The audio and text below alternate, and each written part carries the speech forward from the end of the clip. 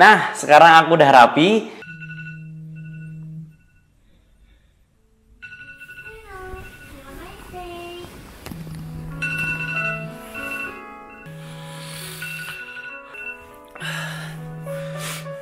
Oke, aku beberapa hari ini sempat ngeliat di video YouTube tentang bagaimana milioner itu bangun pagi selalu di jam 4. Aku merencanakan untuk ikutin hal-hal seperti itu untuk bisa menjadi milioner. Tapi mereka itu bangunnya jam 4 dan aku ngerasa nggak kuat kalau jam 4. Jadi aku decide untuk bangun itu jam 5. Sekarang sudah jam 5.22. Dan ini awal mula aku buat.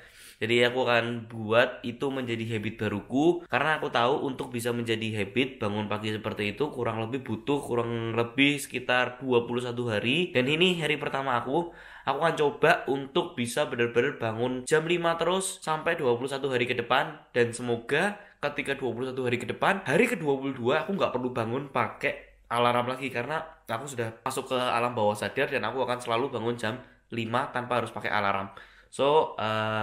Setiap bangun aku akan langsung buat video untuk kalian semua. Yuk kita mulai.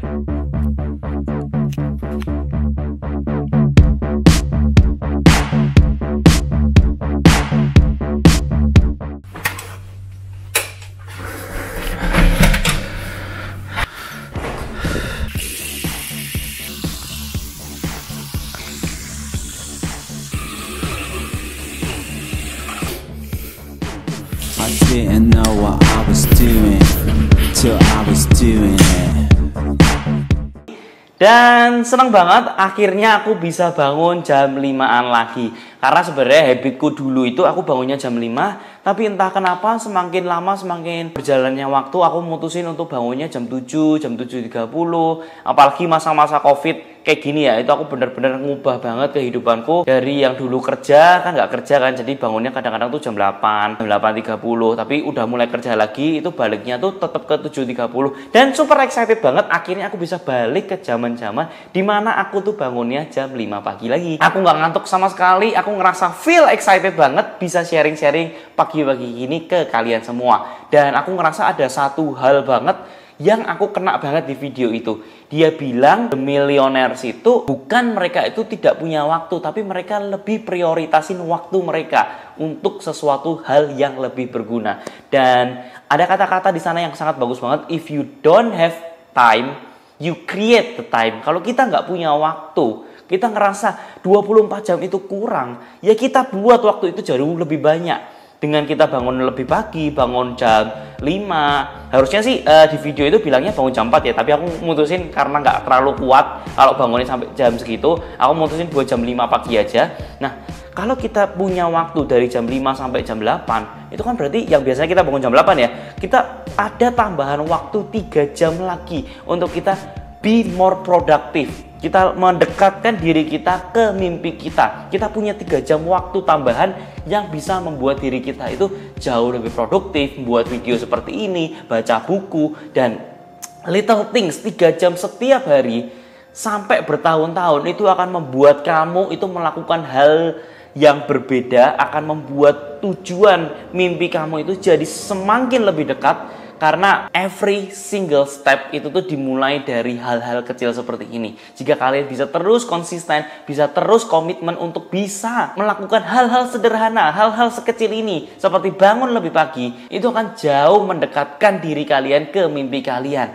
Banyak kok milioner yang benar-benar bangunnya itu pagi banget. Seperti Bill Gates, Jeff Bezos, terus habis itu Arnold Schwarzenegger, Dwayne Johnson. Itu rata-rata orang-orang itu mereka bangunnya jam 4. Dan I decide untuk bangun jam 5 dulu, karena itu sudah suatu pencapaian yang bagus buat aku. Dan oke, langsung aja teman-teman, kita akan bahas salah satu video yang masuk ke DM Instagram aku. Oke, kita akan bahas pertanyaan yang masuk ke DM Instagram aku. Kok mau nanya dong kok, kalau KPR itu dalam setahun bisa mengajukan lebih dari satu enggak? Misalnya bulan Juni 2020 kita ngajuin KPR dan diterima. Bulan 9 2020 kita mau ngajuin lagi.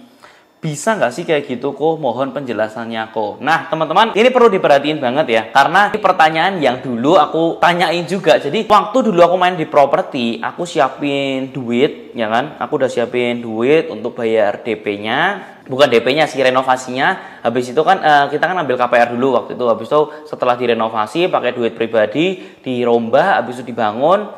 Habis itu jadiin kos-kosan. Kalau dalam peristiwa yang seperti ini, karena kan ini anaknya itu pengen setelah mereka ambil KPR, beberapa bulan setelahnya itu dia ambil KPR lagi. Apakah bisa seperti itu? Nah, jawabannya itu adalah bisa. Tapi ada tenggang waktunya, teman-teman. Jadi ada beberapa hal yang perlu diperhatiin. Nggak bisa kayak bulan ini kamu ambil, bulan depan itu kamu langsung ambil, itu nggak bisa. Karena bank itu akan merasa riskan banget tuh, kok ini ngambil lagi, kecuali ya kita emang sudah sebesar Sinarmas asetnya udah bener-bener gede banget ya. Kalau kita mau minjem lagi ya besok butuh lagi ya boleh, sesuai dengan kapasitas kita masing-masing. Kalau misalkan kita punya pagu, punya kemampuan itu diambil KPR sama bank itu adalah 1 miliar.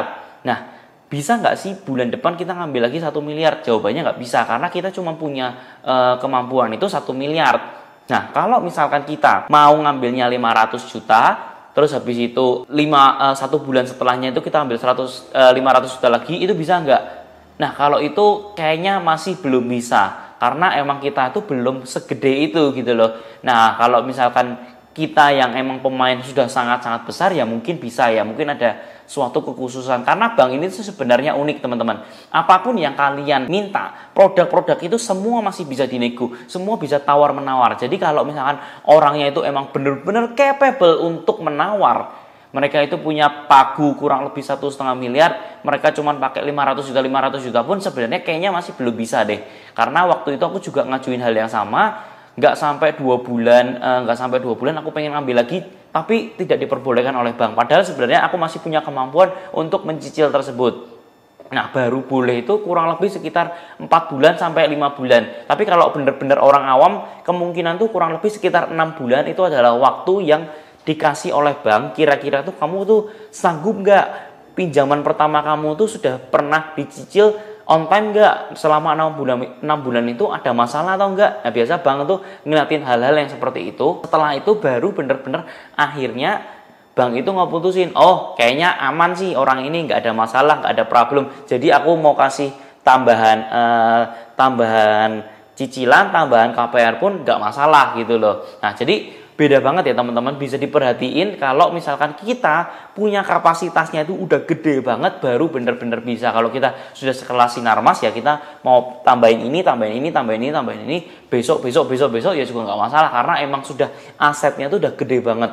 Dan ada satu trik gimana cara kalian itu bener-bener bisa, sebenarnya kalian itu pengen kan mengambil KPR baru lagi untuk membeli properti baru. Nah, ini bisa dipakai teman-teman. Jadi aku pernah ngelakuin ini karena waktu itu aku nggak bisa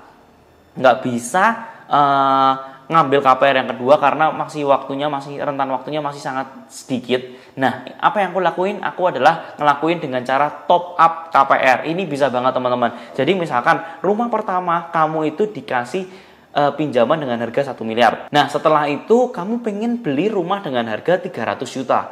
Nah, kamu bisa nih, setelah kamu renovasi, pakai misalkan dana pribadi ya, kamu renovasi jadi lebih cantik, lebih putih, apa segala macam. Nah, kamu masukin ke bank lagi.